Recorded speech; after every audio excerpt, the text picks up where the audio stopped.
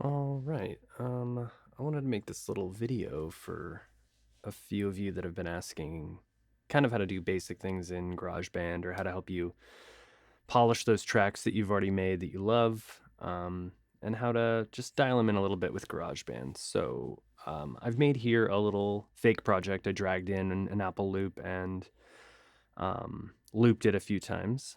And you can do this with any tracks, it doesn't matter. But if you're looking to automate volume, one of the ways you can get to it is you can get here to mix up at the top and show automation, or you can press A on your keyboard and it toggles the view on and off. And a few things you're going to be looking at on your tracks, whatever you've named them. This one automatically named it Above and Beyond Synth, which is the loop that I used. You have this little volume knob here, a little volume slider, and it gives you a decibel level. As you adjust it, you can notice this little yellow line here. If we zoom in, notice the little yellow line going up and down. That's just an indicator of where the volume is. With no automation written, it defaults to whatever level the slider is set to.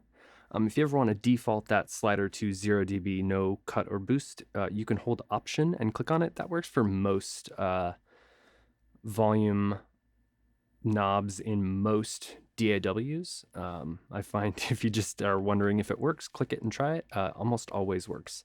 Some of the other things you can see on here that pops up, when you toggle automation on and off, you'll notice a little button here pop up.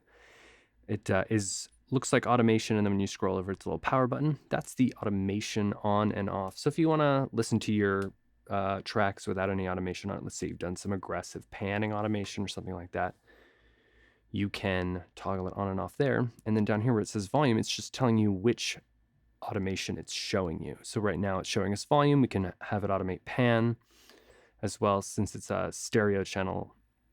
But we will do volume for now.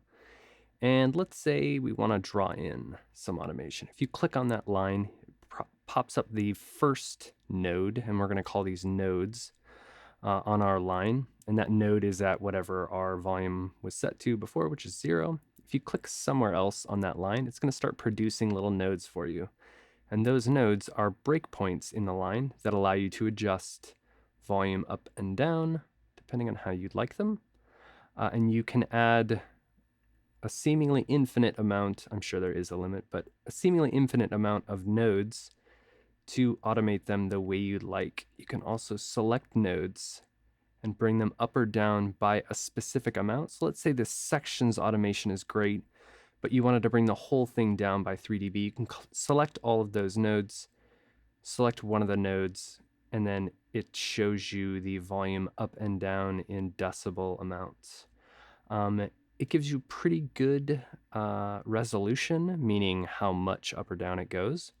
But if you'd like a little more resolution, you can press and hold Control on your Mac keyboard, and it gives you 0.1 for its resolution, which is much more resolution. So if you want to just make a very fine adjustment, you can hold Control.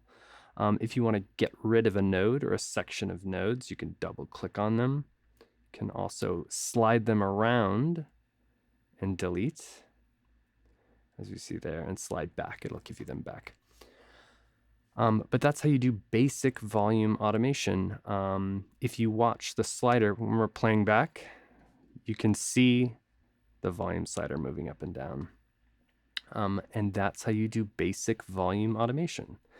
A second way you can sort of automate volume is using a compressor. Every track comes pre-built with them. So if you select the track that you wanted to work on and come down here to Track and Controls, you have this little compressor here.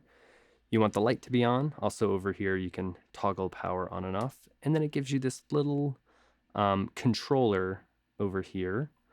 If you click on that, it gives you a few more fine-tune adjustments, things like compressor threshold, the decibel level that the compressor will take hold or start controlling the volume. And that's adjustable, again, with that same amount of resolution by holding Control. And then ratio is the amount of adjustment it will produce. So a higher number to 1 lets 1 decibel through for every 7.4 over the threshold that it allows. So obviously a larger number here is much more aggressive compression. A much lower number is much more subtle. So if you want just a little subtle volume automation on your vocals when they get above a certain amount, you can pull that down. It also gives you an adjustment for attack. So if you notice that while you're adjusting your compressor, you're noticing a lot of the transients of your either vocal track or piano track or whatever you're listening to is being cut off a little bit. You can adjust those up and down as well. So a slower attack will mean that the compressor is attacking slightly slower, meaning it's allowing those transients to get through and then affecting the signal after it. And then gain is just a makeup gain. So if you compress your track by 6 dB, and I'm no GarageBand professional here, but I do believe that these dots here in the compressor indicate single decibel amount. How much it's taking down is the single decibels. So if you see 3 dB of reduction here, you can add 3 dB of gain back into your track, and you should listen to the overall level come up in your track. So if you're just noticing that your vocals are getting a little bit buried, you can add a little bit of compression, gain your vocals up a little bit more, and add a subtle compressor to everything. But that's how to do basic volume automation in GarageBand.